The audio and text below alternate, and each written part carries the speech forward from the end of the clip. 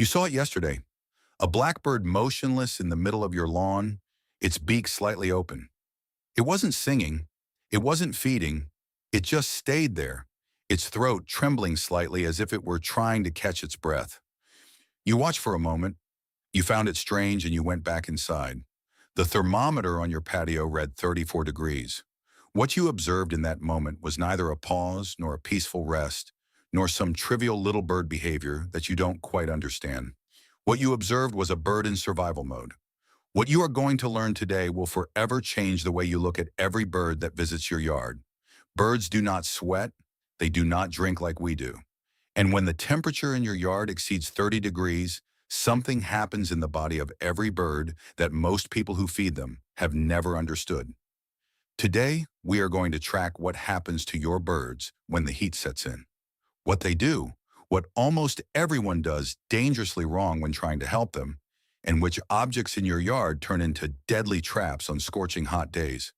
Stay until the end, because we reveal the most widespread advice on the internet about birds in summer and what the data actually says about it. The blackbird with its beak open is not yawning. It is practicing what ornithologists call gular fluttering. It is one of the few cooling mechanisms available to a small passerine, and it does not work at all like sweating. The normal body temperature of a bird is between 40 and 43 degrees. This is significantly higher than ours, and it is exactly what its metabolism needs. But when the air in your yard climbs to 35 degrees, the gap between the bird's body and its environment narrows dramatically. The heat that would normally dissipate through radiation no longer escapes. The bird begins to overheat from the inside without sweat glands, with no way to release heat through its skin. It is left with only a handful of options. The first is panting, opening its beak, breathing fast, and expelling heat through its respiratory tract. The second is this gular fluttering, where the skin and muscles of the throat vibrate rapidly to evaporate water from this moist surface. Both cool the bird down, both come at a cost. Research conducted at the Max Planck Institute of Ornithology has documented that a small passerine can lose in a single afternoon of intense heat the equivalent of several percent of its body weight in water. Several percent in an animal that barely weighs 20 gray. A great tit that pants for a quarter of an hour on your lawn expends water that it will not be able to replace easily. This is not a bird resting. This is a bird using one of its last tools, and the countdown has begun. At 7 a.m., your yard is teeming with life. Great tits, blue tits, common chaffinches, house sparrows, blackbirds at the feeder, on the lawn, in the bushes. At 2 p.m. on a scorching hot day, the same yard is empty. The feeder is full, no one comes. Most people think the birds have gone to eat elsewhere. It's the opposite. They have gone to survive elsewhere. Above roughly 28 to 30 degrees, the feeding equation changes completely. Flying to a feeder in full sun, landing on burning surfaces, exposing oneself to direct sunlight, while the metabolism itself produces heat. For a small bird already at its thermal limit, the effort of feeding in the heat can cost more than it provides. So the birds retreat into the dense shade of conifers on the north side of buildings, under the canopy of old trees. They reduce their activity. They stay still. They wait. This behavior has a name: thermal resting. Garden surveys conducted in the United Kingdom by the British Trust for Ornithology have documented this clear reduction in activity during the hottest hours of the day. And this is the biggest behavioral change in your yard on summer afternoons. Your birds haven't left.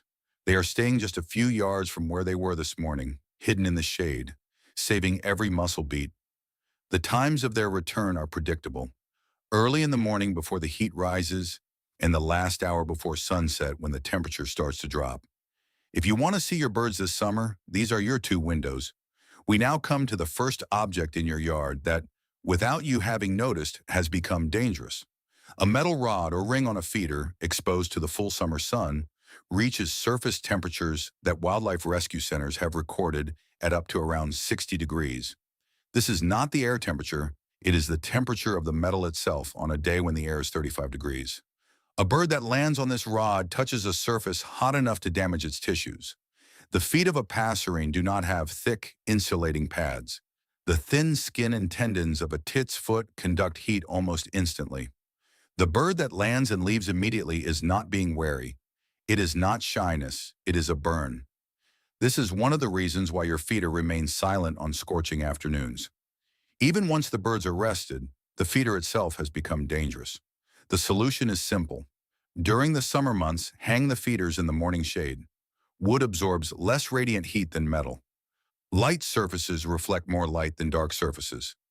These small adjustments change the surface temperature of the feeding station by 10 to 15 degrees, and this difference is decisive for your birds. Here is the most well-intentioned object in your yard that becomes a problem. A bird bath in full sun with shallow water can reach in early afternoon a temperature of 38 to 45 degrees. Water at this temperature does not help the bird cool down. It accelerates its dehydration. A bird that drinks or bathes in such hot water is harmed by what was supposed to sustain it. There is a second risk that almost no one talks about.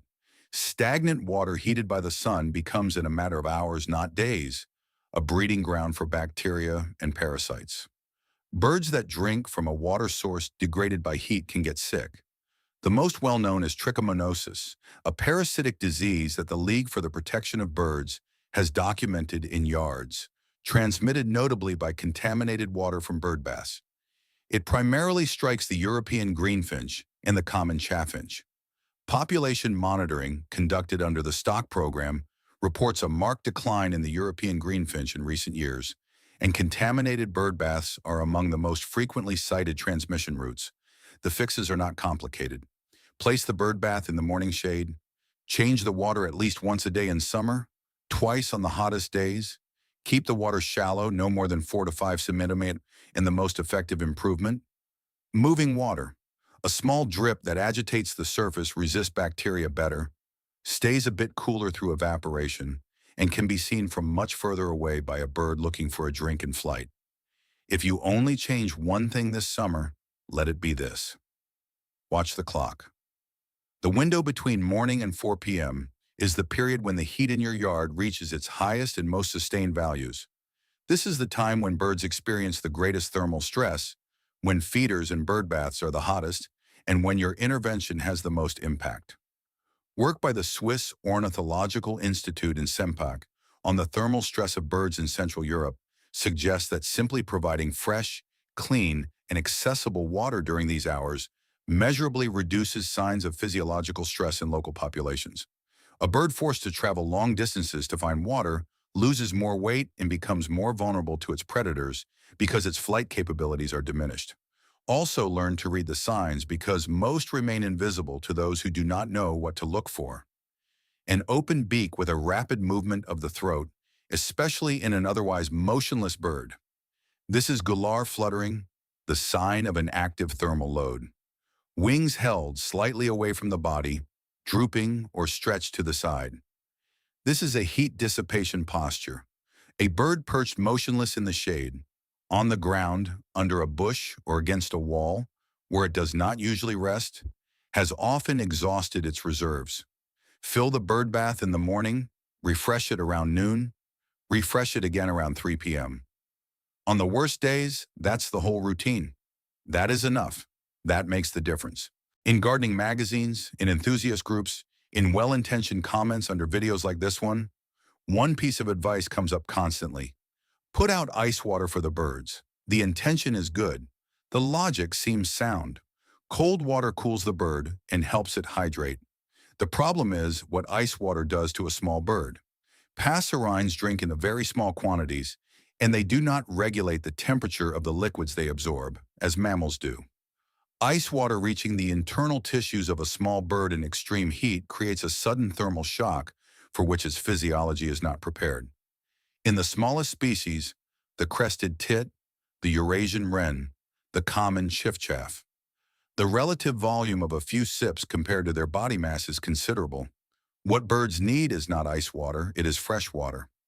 Water at the temperature it would be coming out of an outdoor faucet placed in the shade, around 15 to 20 degrees, is ideal, refreshed often, kept clean, moving if possible. It is not as spectacular as a block of ice. It does not give the same impression of having taken forceful action, but it is what the birds in your yard truly need. The next time you see a blackbird planted on your lawn, beak open in the heat, you will know what you are looking at. You will know what is playing out in its body. You will know what resources it finds in your yard and which ones it does not find. And you will know what can change between this afternoon and tomorrow morning if you decide to change it. The birds in your yard are not decorations.